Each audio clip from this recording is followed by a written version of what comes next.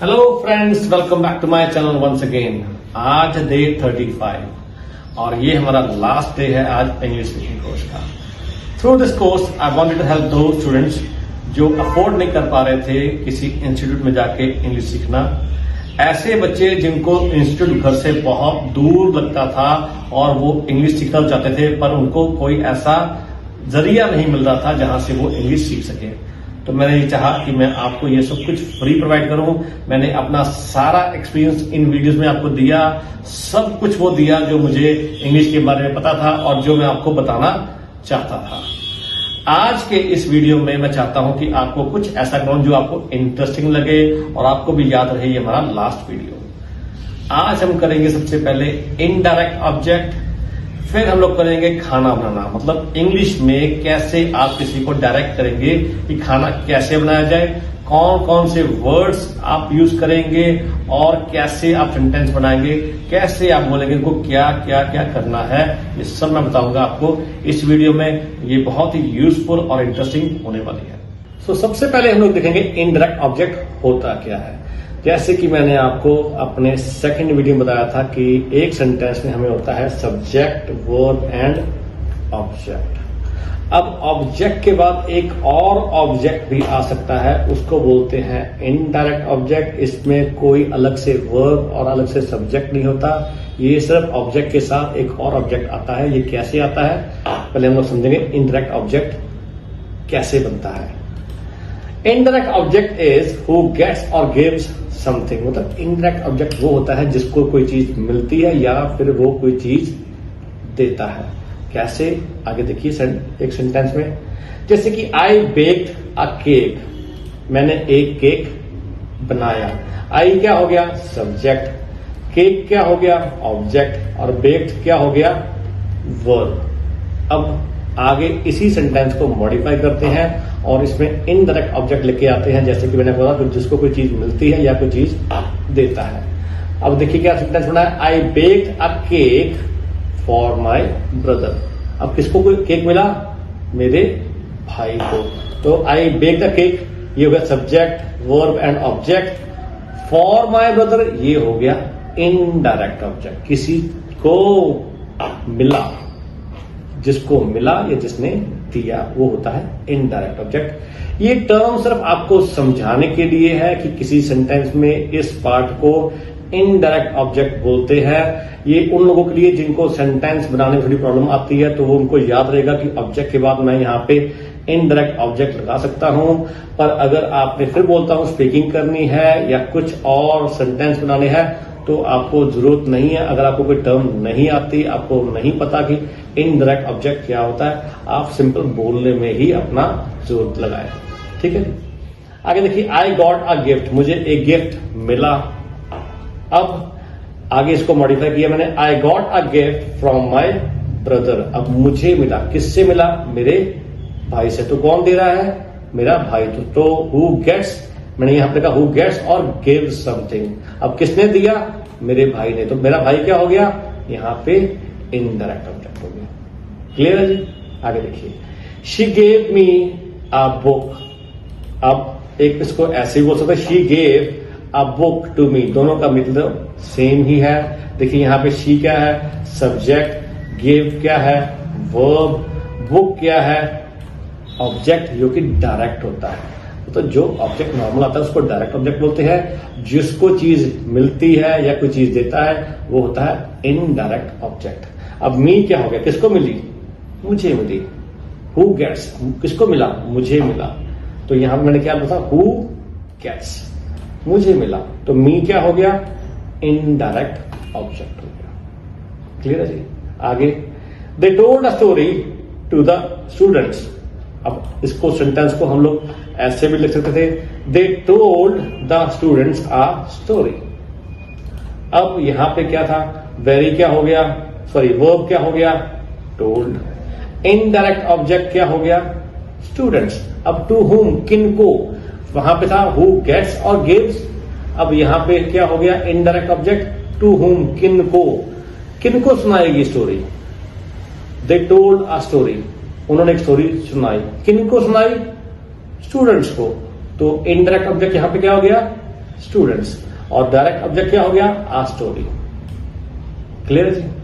आगे एक और सेंटेंस मैंने बनाया, देखिए, we build a house for our parents. हमने एक घर बनाया, किसके लिए बनाया? अपने पेरेंट्स के लिए। तो यहां पे वर्ब क्या हो गया? बिल्ड। डायरेक्ट ऑब्जेक्ट क्या हो गया? A house. और इनडायरेक्ट ऑब्जेक्ट क्या हो गया? Our parents. किनके लिए? For home? हमारे पेरेंट्स के लिए। सो होपफुली अब आपको इनडायरेक्ट ऑब्जेक्ट का कॉन्सेप्ट समझ आ गया होगा कि इनडायरेक्ट ऑब्जेक्ट क्या होता है। अब हम लोग सीखेंगे कैसे एक इंडियन डिश को बनाया जाता है और इसको कैसे हम लोग डिस्क्राइब करेंगे इंग्लिश में। सबसे पहले मैं आपको दूंगा वर्ड्स और फिर बनाएंगे हम लोग सेंटेंस। सबसे पहले वर्ड दूंगा फ्राई। फ्राई मतलब क्या होता है? तलना, मतलब किसी चीज को ऑयल में तलना, उसको बोलते हैं फ्राई।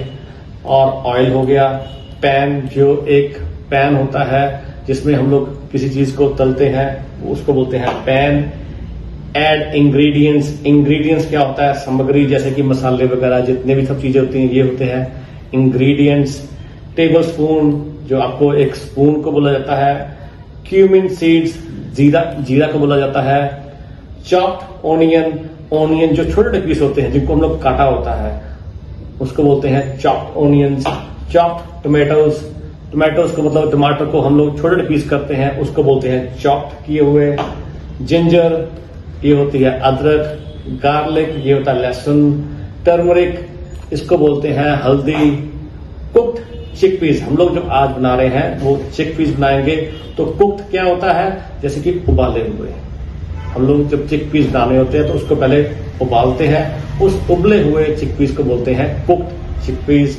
स्टर, स्टर मतलब किसी चीज को हिलाना, जैसे कि आप कभी जो चीज बनाते हैं, मसाला बनाते हैं या फिर आप किसी सब्जी को बनाते हो, आप वापस को हिलाते हैं, उसको बोलते हैं स्टर। गार्निश मतलब सजावट के लिए, जब कोई सब्जी तैयार हो जाती है तो हम लोग उसको सजाते हैं, उसके ऊपर कुछ ना कुछ चीज डालते हैं। खासकर क्या डालते हैं? धनिए के पत्ते, उसको क्या बोलते हैं? Coriander leaves. तो हम लोग बोलते हैं सब्जी तैयार होगी, अब इसको गार्निश किया जाए। और किससे किया जाता है? कोरिएंडर लीव्स के साथ किया जाता है। और जो सब्जी होती है वो हमेशा हम लोग हॉट सर्व करते हैं, तो इसलिए मैंने यहाँ पे वर्ड लिख दिया सर्व हॉट। वर्ड्स मैंने आपको दे दिए हैं, अब हम डिश तैयार करेंगे। डिश तैयार करने से पहले एक और वर्ड मैं आपको देगा, स्प्लटर। स्प्लटर का मतलब होता है फूटने दें, मतलब किसी चीज को अगर हम लोग बना रहे हैं पैन में तो जब तक वो फूट नहीं जाती तब तक उसको गर्म करें, तो उसका वर्ड होता है स्प्लटर। अब हम लोग चिकपीस की बात करें तो हम लोग बनाएंगे आज चना मसाला। सो टू मेक चना मसाला, फर्स्ट ऑफ ऑल हीट 2, 3 और 4 table spoon of oil in A pan. सबसे पहले हमें क्या करना है? 2, 3 या 4 table spoon of oil pan में डालने हैं और उनको हीट करना है, उनको गर्म करना है। अब डिपेंड करता है आदमी टू आदमी, कोई 2 डालता है, कोई 3, कोई 4, तो मैंने इसलिए 2, 3 और 4 लिख दिया। तो सबसे पहले क्या करना है? ऑयल को हमने गर्म करना है। अब उसमें ऐड करना है। देखिए यहाँ पुट भी यूज कर सकते हैं हम लोग वर्ड, पर मैं यहाँ पे ऐड यूज कर रहा हूं, तो आप भी ऐड यूज करना क्योंकि ऐड ज्यादा अच्छा लगता है। ऐड कितना? Add 1 teaspoon of cumin seeds. आपको बोला क्यूमिन सीड्स मैंने बताया जीरा होता है, तो इसमें क्या करना है? Add teaspoon. टीस्पून छोटा सा स्पून होता है, इसलिए जीरा हमने जो डालना है वो थोड़ा सा डालना है। तो इसमें 1 टीस्पून क्यूमिन सीड्स का डालिए एंड लेट देम स्प्लटर। अब मैंने आपको बताया स्प्लटर क्या होता है? फूटने दें। तो उसको जीरे को जब डाल के गर्म होएगा तो फूटेगा, जब तक वो फूटता नहीं है तब तक आप वेट कीजिए। तो मैंने बोला लेट देम स्प्लटर। अब जब वो स्प्लटर हो जाएगा, वो फूट जाएगा, तो क्या करेंगे? Then add 1 chopped onion and fry it until it becomes golden brown. मतलब उसके बाद क्या करना है? हमने ऐड क्या करना है? चॉप्ड ओनियन, 1, 2 आपकी मर्जी है। अब मैंने लिखा यहाँ पे 1, तो वहां पे चॉप्ड जो ओनियन वो ऐड कीजिए उसमें और फ्राई इट, मतलब उसको गर्म होने दीजिए ऑयल में, उसको फ्राई। जो चीज हम ऑयल में डालते हैं वो फ्राई होती है, तो उसको फ्राई कीजिए until it becomes golden brown, जब तक कि वो अपना रंग चेंज नहीं कर लेते। और रंग कौन सा बनेगा? ब्राउन। गोल्डन ब्राउन या अकेला आप ब्राउन भी यूज कर सकते हैं। जब वो ब्राउन हो जाए तब क्या करना है? Add 1 teaspoon each of ginger garlic paste. अब क्या करना है? आपने एक छोटा टीस्पून किसकी पेस्ट का आपने ऐड करना है? जिंजर एंड गार्लिक का। अब इसकी पेस्ट बनाएंगे और मतलब उनको मिक्स करके जो टीस्पून है वो आप उसमें ऐड कर देंगे। आपकी मर्जी है 1 कीजिए, आपकी मर्जी है 2 कीजिए, आपकी मर्जी 3 कीजिए। मैंने यहां पर 1 यूज किया है। Add 1 teaspoon each of ginger garlic paste and cook for a minute. उसको कुक कीजिए, मतलब जो हीट, आप हीट यूज कर लीजिए, आप उसमें उसको स्प्लिटर यूज कर लीजिए। मैं यहाँ पे कुक, आपको अलग अलग वर्ड्स दे रहा हूं हर सेंटेंस में, ताकि आपके हर वर्ड हो, जो वर्ड आपको अच्छा लगे वो आप अपना यूज करते रहिए। तो कुक कीजिए इसको 2 मिनट तक। उसके बाद क्या करना है, 1 मिनट कुक करने के बाद मिक्स इन 2 चॉप्ड टोमेटोज। अब क्या करना है, उसमें मिक्स कर देना है। ऐड कीजिए, मिक्स कीजिए, आपकी मर्जी है वर्ड यूज कीजिए। तो मैं यहाँ पे अब मिक्स वर्ड यूज कर रहा हूं। अब मिक्स क्या करना है, 2 चॉप्ड टोमेटो उस पूरी पेस्ट में जो बनाया था हमने अभी तक उसमें मिक्स करना है। And cook until it becomes soft, और उनको कुक कीजिए जब तक वो सॉफ्ट नहीं बन जाते। टोमेटोज जो होते हैं वो और सॉफ्ट हो जाते हैं जब उनको कुक करते हैं। तो जब तक, या हीट कर लीजिए, and heat it until it becomes soft, जब तक वो सॉफ्ट नहीं बनते उसको कुक कीजिए।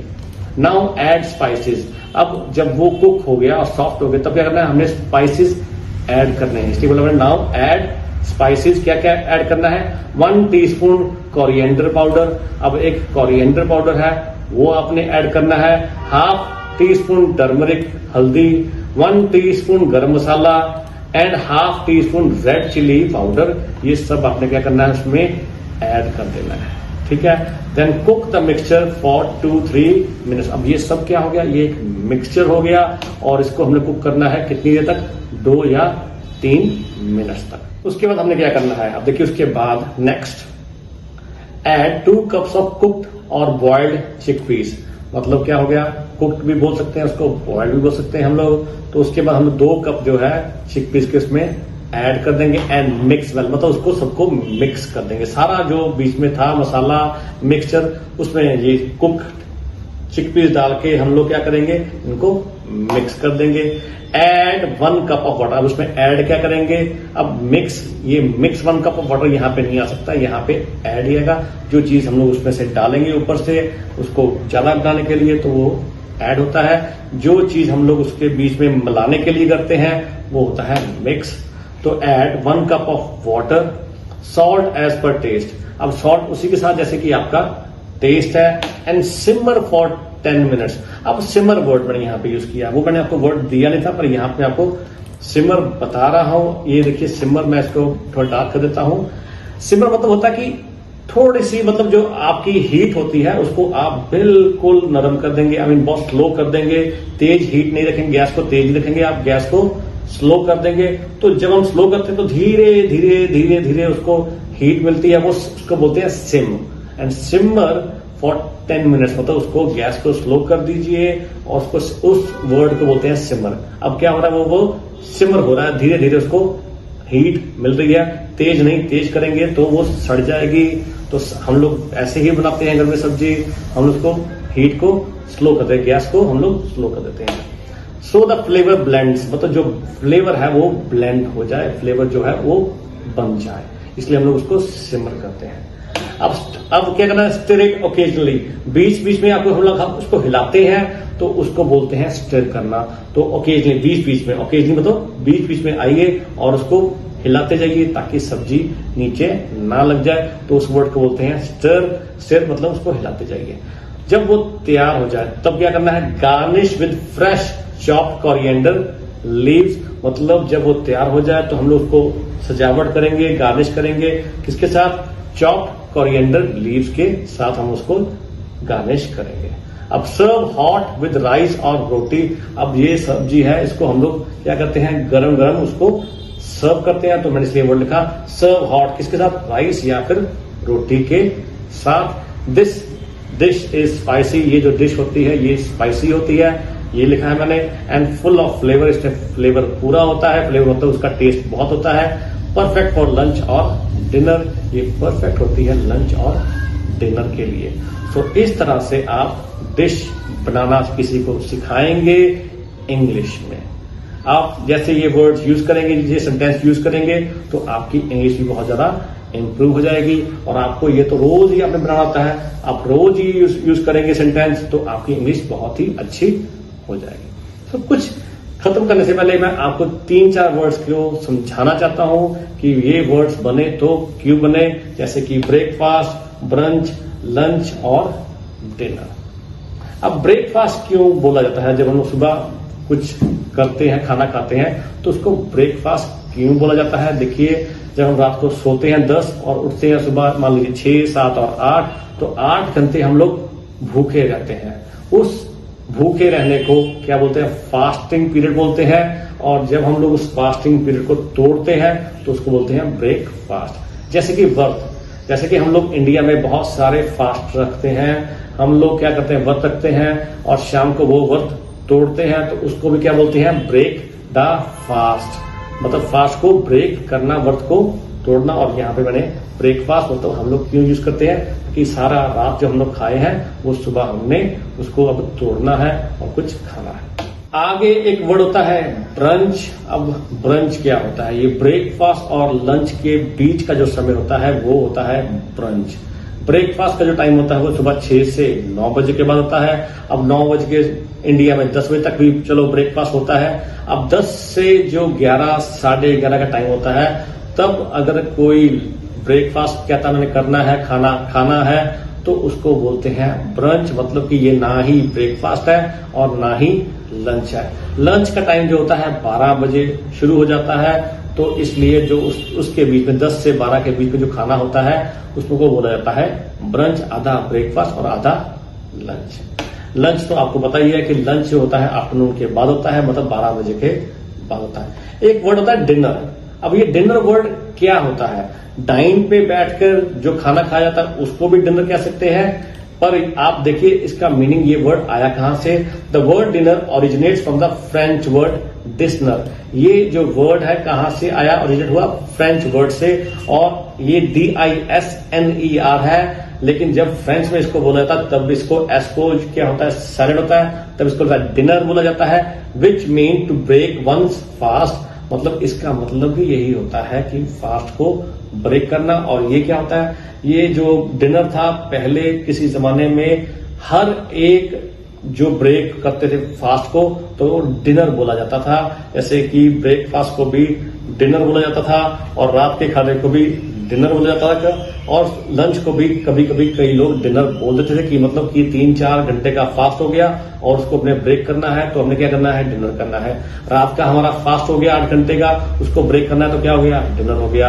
अब दोपहर के बाद रात का खाना जो है 5 घंटे का हमारा फास्ट हो गया, तो उसको अब लोग ब्रेक करना है, तो क्या बोलेगा? डिनर हो गया।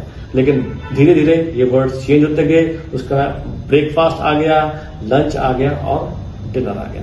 तो ये मैं आपको बताना चाहता था इसी किचन के दौर में कि जो मैंने आपको खाना बनाना सिखाया, कि आपको ये वर्ड्स भी समझ आए कि ये वर्ड्स बने तो क्यों बने। सो होपफुली आपको मेरी आज की वीडियो अच्छी लगी होगी।